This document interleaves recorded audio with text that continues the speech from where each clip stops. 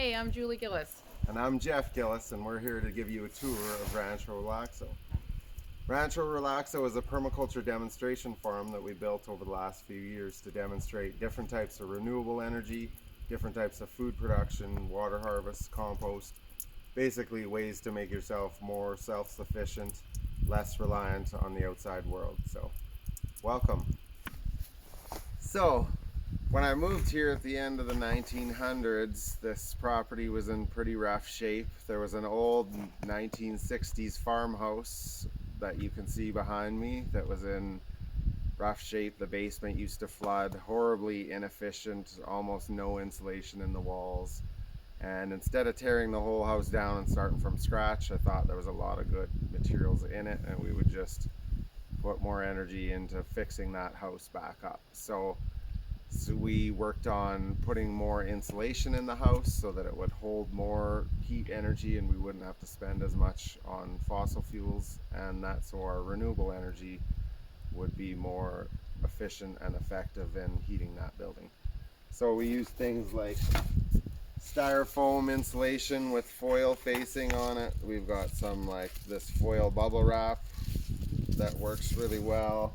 We also built a new styrofoam house around the existing farmhouse using insulated concrete forms. So that's a 4-inch thick Lego block that builds a new styrofoam house around your existing.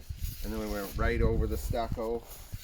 And then on top of that, we used cement fiber siding. We're the hail capital of the world in central Alberta. So hail-proof siding is a good idea, and if you pick a dark color, it actually gets warm in the sun and reduces your heat loss on those walls in the wintertime. So ideas like that can make a building way more efficient, and then, like I said, you use way less energy to heat your home. And also another bonus that we didn't really think of is that the house is way cooler in the summertime, so it feels like we have air conditioning all summer when really we just have insulation.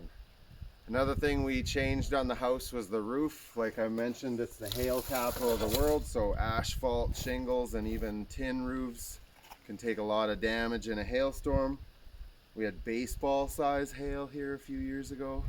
So after that, we went to rubber shingles. You can see these are like 1-inch thick rubber shingles made out of old tires, and they last a lifetime. They're guaranteed forever for structure, and you can pick all sorts of different colors and stuff from. And then you can see we went with Trex decking, that synthetic decking, to use the trim on the corners and around the windows so that we wouldn't have to paint things every 3 years. Also, I ripped out the deck from the house, and then I dug the basement bigger to be the footprint of the deck. And again, we used insulated concrete forms and poured the concrete. And then I put a new roof over that to make a deck, and now that's the roof of our root cellar, which has access from the basement. So it's just an idea of where you can put a root cellar on your house without disturbing the layout too badly. So another way you can make a house more efficient is by changing out old windows and doors. Oftentimes you get a lot of air leaks around old doors and old wooden windows.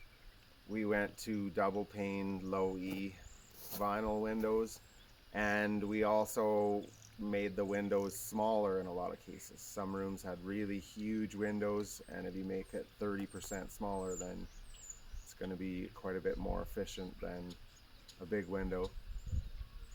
We put an airlock entrance on the back of the house. So we have 2 exterior insulated doors. That way you don't have a whole lot of hot air rushing out the door every time you go in and out.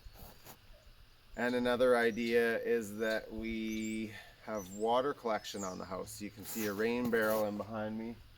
So as the snow is melting right now, we could be collecting that if we had some starts.